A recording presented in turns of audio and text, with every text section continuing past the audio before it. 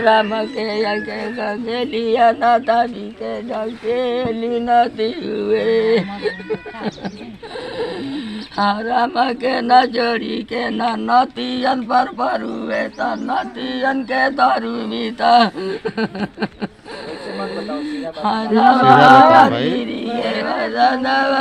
चुप नहीं की रहा, शांति रहें, थोड़ा शांति होकर बताइए ना महाराज।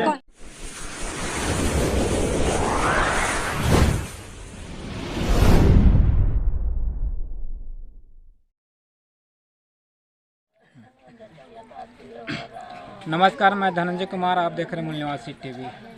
आज जिला बलिया ग्राम मटही में आए हुए हैं, जो कि यहाँ पे मर्डर हुआ है और यहाँ के जिनके घर पे मर्डर हुआ है इनके घर पे हम पहुँचे हुए हैं और उनके घर वाले से जानेंगे कि यहाँ पे क्या घटना हुई थी, ये किसको क्या लेकर ये जो कि यहाँ पे मर्डर हुआ था।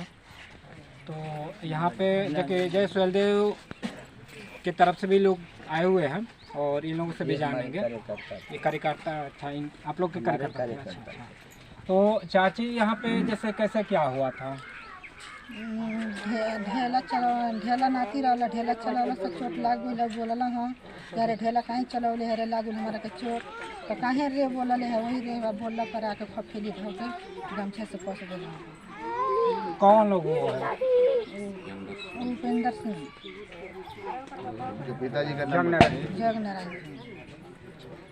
तो ये जैसे बता रहे कि बैल को ढेला चला रहे थे तो शायद उनको अपमान हुआ, जैसे उन्होंने कहा कि कौन है वो चलाया, उसको उनको लगा कि जैसे अपमान हो रहा है हमारा।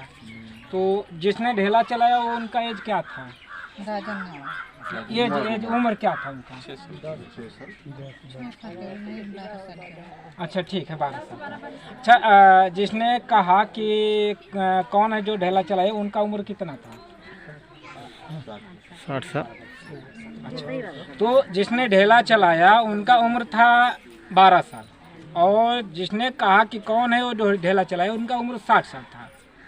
तो उम्र के अनुसार से देखा जाए तो जो बच्चा है वो बेटा और पोता समान है।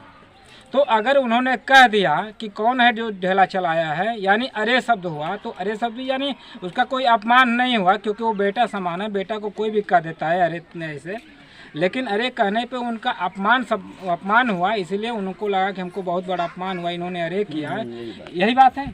तो इसलिए उन्होंने ये बहुत बड़ा मोल ले लिया, जो कि 302 का यहाँ मर्डर भी हो गया, वो 2 पक्षों में लेकर जो कि झगड़ा हुआ।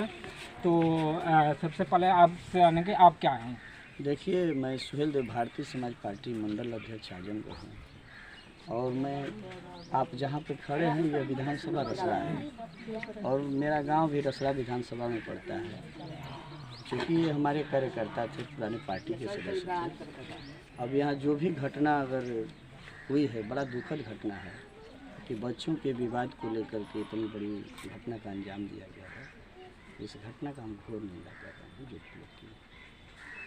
हाँ, जो कि ऐसा नहीं होना चाहिए, जो कि बच्चों में जो ढेला चला दिया और उन्होंने कह दिया कि कौन है, तो ये वहीं पर सुलझ जाना चाहिए।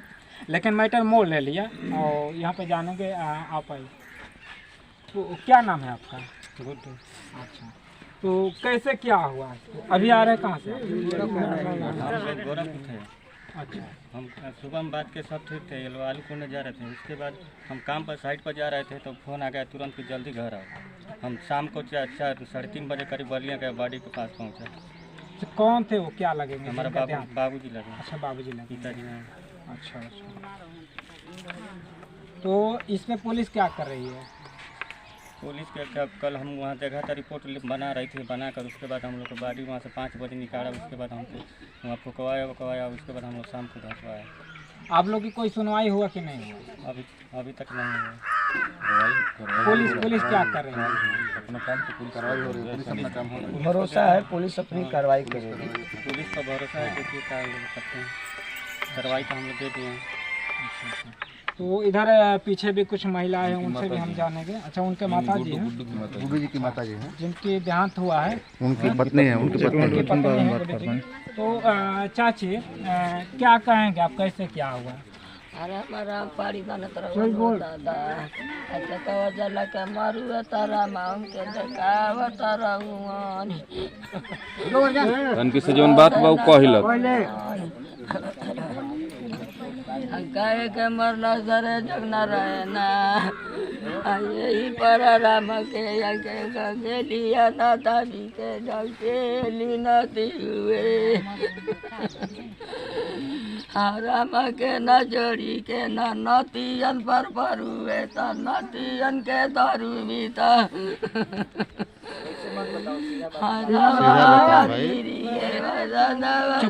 चुप नहीं की रहा, शांति रहें, थोड़ा शांति होकर बताइए ना महाराज, थोड़ा शांति होकर बताइए। तो देखिए जो कि ये घटना बहुत बड़ी है, जो कि ऐसा नहीं होना चाहिए।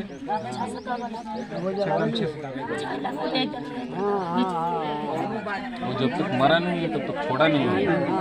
उसका जो नाती है ना, मैं बता रहा हूँ, जो उसका नाती है बैर में पेड़ पे मारा हो, जो कुछ भी है पत्थर मारा हो, वो हमारे जो रिश्तेदार हैं फूफा जी उनके पैर में लगा। तो ये बोली कि कह रहे तेरे को दिखता नहीं है, देख के ढेला नहीं चला सकता। इसके वजह से उसका जो मामा है वो निकला, जो उपेंद्र सिंह, वो निकला उस घर में से, सामने वाला घर है, वो निकला बोला कि तुरे कैसे बोल दिया। इसी बात पे इनसे आके हाथापाई किया, 2-4 फाइट मारा और यहाँ से मार के खींचते हुए लेके गया है। और गले में गमछा लगा हुआ था, गमछा पटक के चढ़ गया और जब तक दबा के रखा जब तक उनकी मौत नहीं हुई। तो क्या करते हैं उपेंद्र सिंह? उपेंद्र सिंह घर पे ही रहता है, कोई पॉलिटिक्स से जुड़े होता है? बीजेपी से जुड़े हुए हैं, बीजेपी से जुड़े हुए हैं।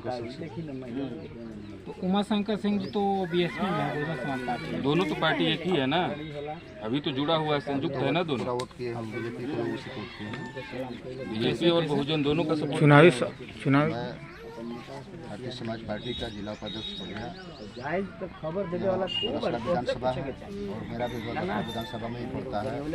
जब हम लोग यहाँ पे आए, अन्य सूत्रों के माध्यम से जब हम लोगों ने पता किया तो यहाँ के जो अति दलित हैं और पिछड़ी जाति के लोग यहाँ के सामंतवादी विधायक की विचारधारा से नाखुश होकर के वह अलग भारतीय समाज पार्टी के प्रत्याशी को वोट दिए, जिसका इन लोगों को विरोध, सामाजिक विचारधाराओं के खातों को विरोध था। और वो जो है कि बैर पाले बैठे हुए हैं, अभी चारों तरफ जो है कि हमारे समाज के लोगों के ऊपर अत्याचार कर रहे हैं वो लोग। और इसी कड़ी में उसने पहले से मन बनाया था, पहले से सोचा समझा था कि हमारे सामने हैं और भारतीय समाज पार्टी का झंडा अपने घर पे लगाए हुए हैं, क्यों नहीं हमारी बात को मानते हैं, क्यों नहीं हमारी गुलामी करते हैं। इस वजह से वो खार खाए हुए बैठा हुआ था। थोड़ा सा मौका मिला जब उसका भांजा जी आप भेड़ पे ढेला चलाया, उस समय वह ढेला आकर के हमारे कार्यकर्ता के पैर में लगा। जब उन्होंने ये कहा कि अरे कौन मारा है, तो उसको नगवार गुजरा।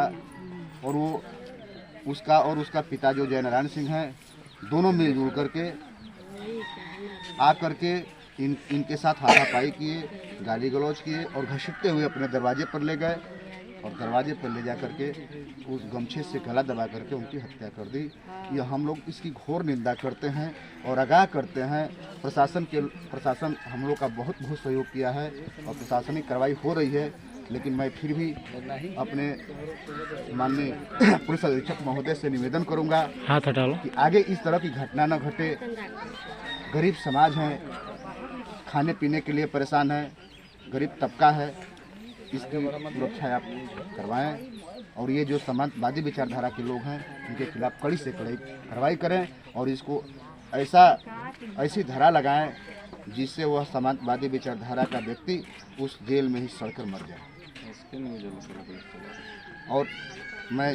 और मैं ये बात कहना चाहूँगा कि जो एसके न्यूज़ का जो मालिक है और जो एसके न्यूज़ का जो मीडिया वाले हैं, आप लोगों को भी हम लोग चेता रहे हैं कि आप बीजेपी और इस समाजवादी विचारधारा के विधायक के बहकाव में आकर के जो गलत चला रहे हो, उसका परिणाम 10 तारीख के बाद तुम्हें भुगतना होगा। ठीक।